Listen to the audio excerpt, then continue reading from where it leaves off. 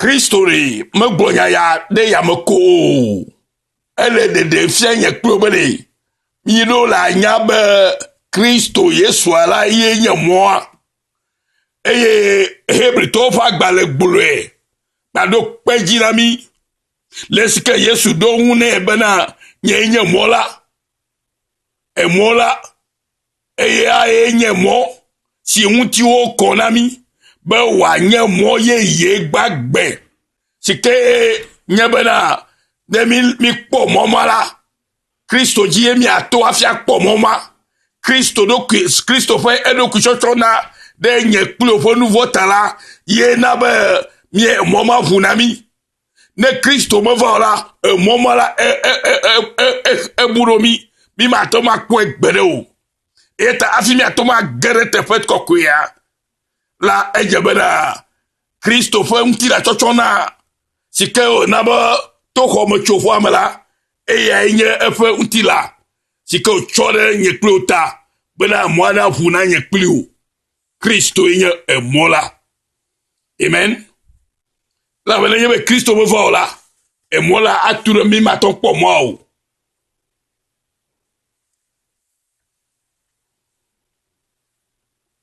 eya ta hafi mi atan azo mo la jila eje fa be na mi ado mi do la do hallelujah praise the Lord bebe hafi mi atan azo mo ajila eje fa be na mi ado mi do la jesi amesike yenye mola yenye mo la vula Christo fodo siko wala ina bo vu mwana mi yete go afi mi atenwu azo mo la ji aton gere te fesike jebe mi agano le dosike Christo ba wala nye klotala eje na mi bana mi a olka mi do la jesi a Messi ke ye Yesua ke yenye moa mo vula ela bo be to efenti la mela ye na be mo avunami ye penti tra chochona me toto to ho me chovo amela ye na be mo avuna nye kliu ne na bibla gbe na nye kliu ma be eya enya mo si enwuti o konami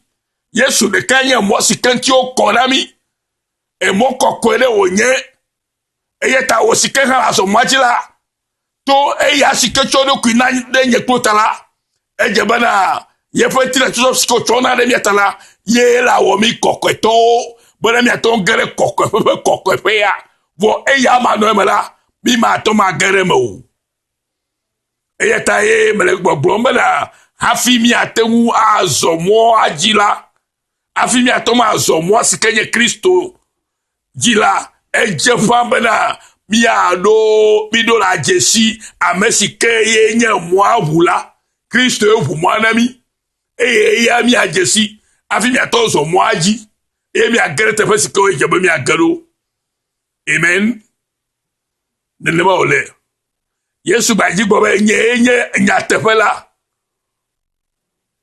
hallelujah nye nyatefela nyatefela nukao nyatefela nukao maha nyatefela nye fe nyalake alléluia ela be Yesu bro le la mele Yohanes fa gbale ta we atre buku we adre ma banale alléluia wo kokweto wo nyala wo nyatefela me wo kokweto wo nyatefela me wo nya enye nyatefela le alléluia wo nya nyatefela sanctifie-les dit Jésus, par ta vérité. Ta parole est la vérité. Ta parole est la vérité. Jean 17, verset 17. O nyala yenye nyatefea. E nyale yenye nyatefea. Yeta iso bobe yenye nyatefea. Yefe yenye nyatefea. Neme nyatefea. Ole wako nyatefea ola. Neme wako nyatefea jisola. Mele mwa kwa gao. Yeta nyatefea yenye lukao. Yenye yeƒe nya. Donc yeƒe nya dzi na xɔ se. Enya amele mo fia gbo le ne afia mo na to jesi mo la ye la gbo be mo ya dzi na to leke na zo ya leke na agbe ya leke na to ya eye atemu axɔ eƒe nyama nyama dzi nyama sike ne xɔ la ye dzi zo ga le ya to kpɔ mo ya kpɔ mo la ayi da fi sike be na yi. Amen. Praise the Lord. Mawu si mawu enye mawu fe enyakela mawu la sike nye enyala la ye yo le tso le fia bi le teƒe ya Yesu le fe ye ntɔ ƒe nyenye ke nye mawu la ele de fia bi le teƒe ya enya teƒea ke ye ƒe nya teƒea la vérité c'est la parole, c'est sa parole, c'est la parole de Dieu et cette parole de Dieu là c'est Dieu lui-même. Donc Yesu ele to ƒe nyenye de fia mi le fia be mi do la jesi ye to afi mi ato kpɔ mo acha e mi do la jesi ye afi ato kpɔ mo ye nye mo la Yesu nye mo la. Donc ne me ko nya si ke nye to ƒe nya dzi so la ma to ma fia mo o ela be to ye do edida be ne ma fia mo ami. Donc enya gbe si ke to ta sina mi be mi ato no eme afi ato kpɔ mo la yenye Yesua yenye Yesua e ne ye mi ko Yesua mi ko nyala e go mi ko Yesua ye mi ko Yesua ye go me la mi kpɔ mo e ye mi kpɔ mo la aso mi aso le mo aji ato nya te fia me ke ato nya te fia me ke agra gbe ame. Alléluia. Agra gbe ame ene mai ne Matthieu fa gba ta we le ke pupu bla fofo Andrea à la quoi la fille marquée Matthieu fa gbalé mais dit mi arli Matthieu fa gbalé ta weleke pour que la voir adre e gloria mi la fille ma. Alléluia. Toutes choses m'ont été données par mon Père et personne ne connaît le Fils si ce n'est le Père. Personne non plus ne connaît le Père si ce n'est le Fils et celui à qui le Fils veut le révéler. Alléluia. Matthieu Alléluia. Toutes choses, nous sommes là,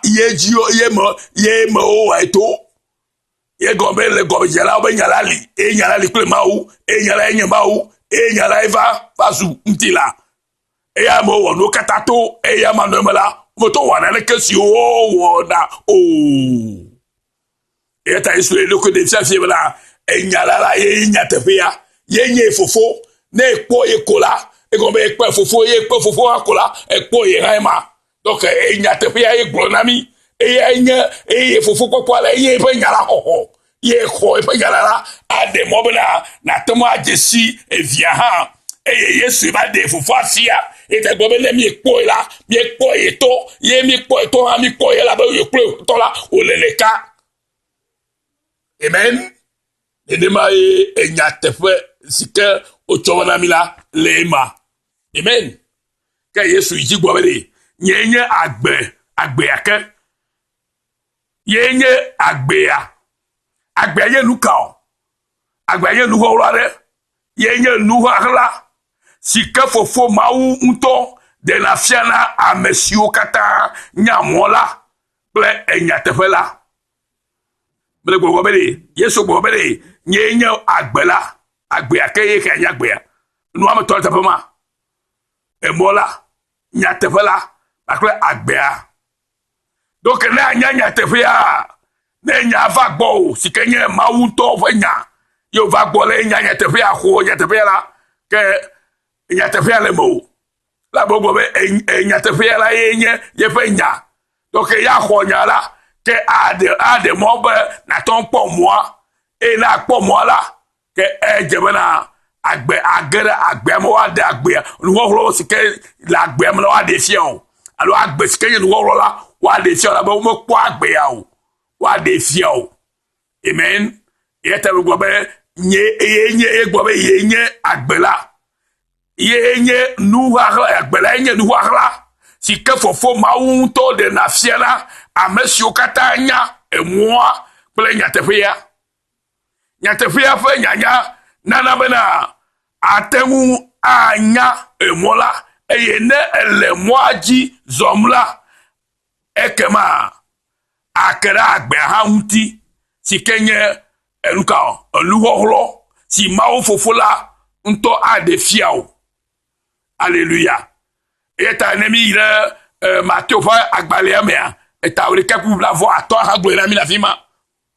Nuxɔxlɔ wònye Matthieu ƒe agbalẽ eta 25 gɔme ne en ce temps-là Jésus prit la parole et dit: Je te loue, Père, Seigneur du ciel et de la terre, de ce que tu as caché ces choses aux sages et aux intelligents, et que tu l'as révélé, alléluia, de ce que tu les as révélés aux enfants. Oui, Père, je te loue de ce que tu l'as voulu ainsi. Amen. Ma woto edi nenema. Bena de afeto Yesu go bena ye dakpele fofo. Bena ede enuxɔxlɔ sia le to fia ɖeviwo be ya amesiwo be wonya nu alo amesiwo be wose nu gɔme o. Ke amesiwo wokpɔ be wonye ɖeviwo la woawo ɖe sia fia. Ye nye nuka ye nye agbe la.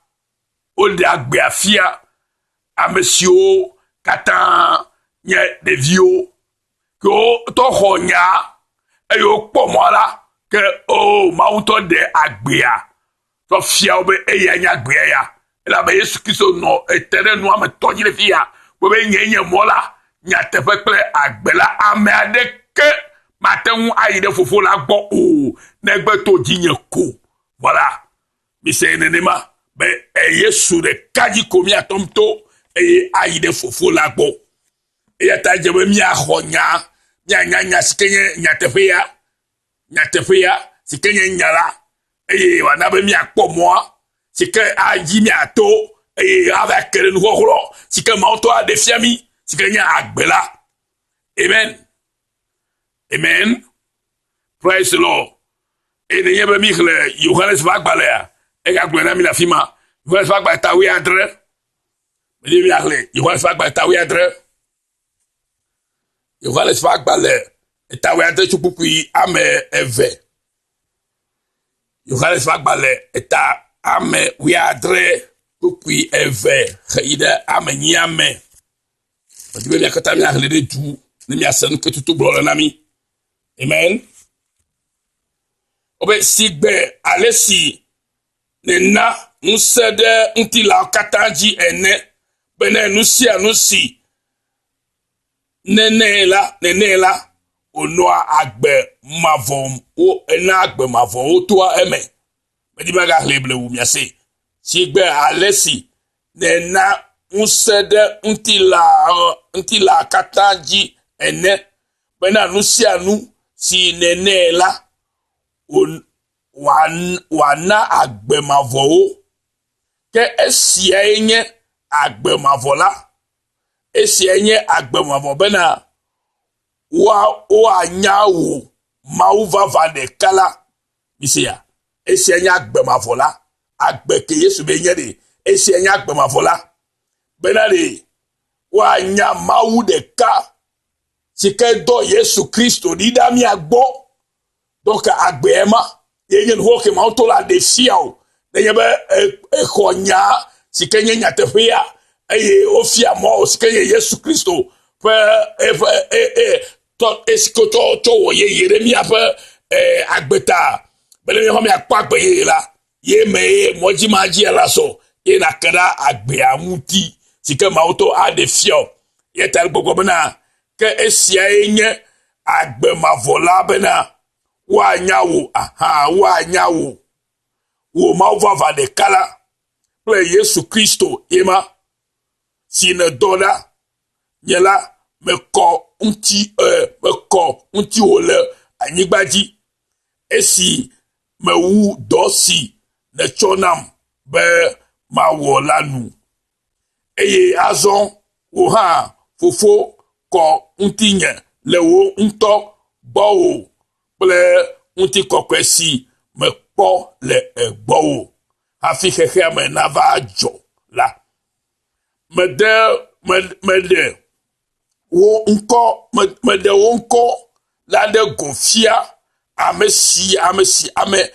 siwo ne ɖe tso xexea me nam tɔwo nye eye ne tsɔ wo nam eye wole wo nya me ɖe asi fifi ko wonya bena nu siwo katã ne tsɔ nam la gbɔwo wotso elabena nya siwo ne tsɔ nam la metsɔ wo na wo egblɔ be nya siwo Yehowa tsɔ nɛ la etsɔ na mi ne miaxɔe ne mianya mɔ la eye miakpɔ agbe si ke yewo gblɔ na mi le kpukpui etɔa me. Alléluia. Alléluia. Bible ele gblɔ elabena nya si metsɔ nam la metsɔ wo na wo eye woxɔ wo.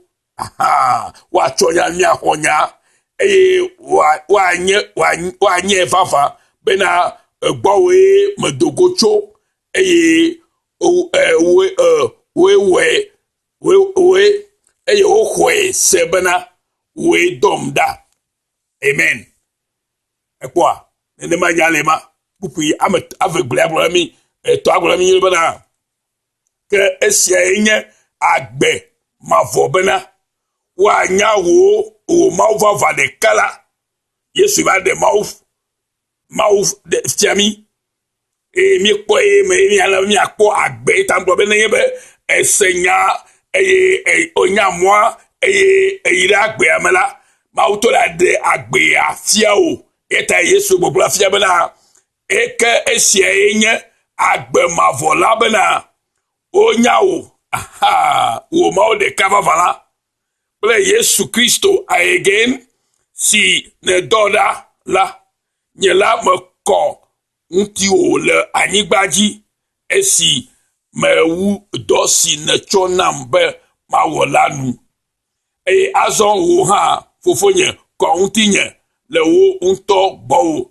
kple ŋuti kɔkɔe si mekpɔ le gbɔwo hafi xexea me va dzɔ la meɖe wo ŋkɔ la ɖe go fia ame siwo ne ɖe tso xexea me nam tɔwo nye eye ne tsɔ wo nam eye wole wo nya la me ɖe asi fifi ko wonya bena nu siawo katã ne tsɔ nam la gbɔwo tso elabena nya siwo ne tsɔ nam la metsɔ wo na wo eye woxɔ wo eye wonye vava bena gbɔwo medogo tso eye woxɔe se bena woe dɔm ɖa.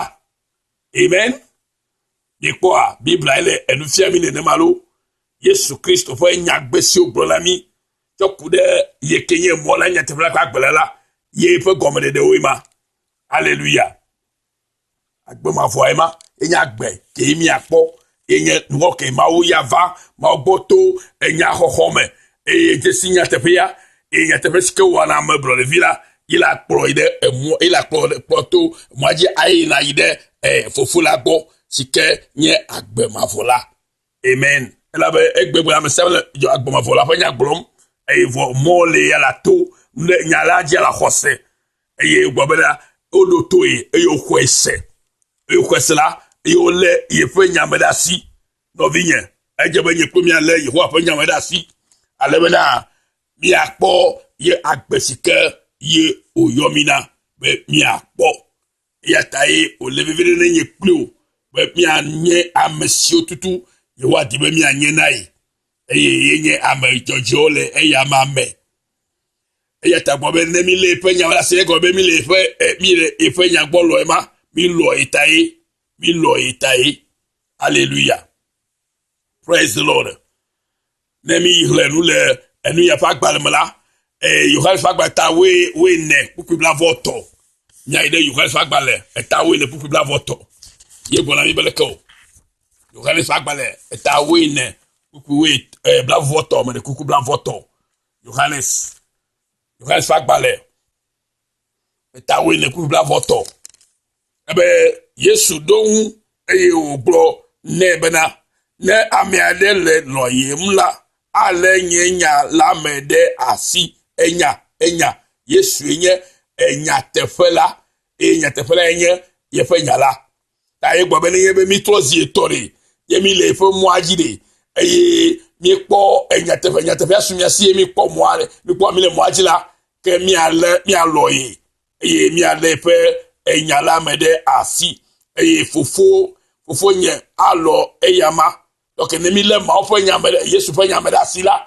enya kenye fofo e church fofo agola mi la ke fofo ha la lomi ne ma ke pepe eye mi ava egbo eye mi awo no fede egbo hallelujah eye mi ava egbo eye awo no fede egbo praise the Lord yaka maudi di disike ye maucho na mi egbeyebe mi a ho le fe nyamedasi mi a le fe nyamedasi enya de asi megbulabele ese si onye ese alofa adekple blavovo to jivore umenyo bro na mi lo o pro mi va Yesu bo be mi awo akomi antie be mi Jesu mi apeta on ko ba sorry mi alenya ma enya la medasi mi alenya medasi Yesu fe enya o mi alelasi ye fe dodo mi alelasi menye be le di commandement ya o pro mi va be mi ye mi apeti chak pro mi va be mi anya ma etak me mi le ne Yesu Kristo na komi eye wacho ye fo mo la fia mi eye mi akpo agbesike e chonami to fofo ape do da sisike owo to Kristo amen na nye pli otai ovinye me di be mi ayi arle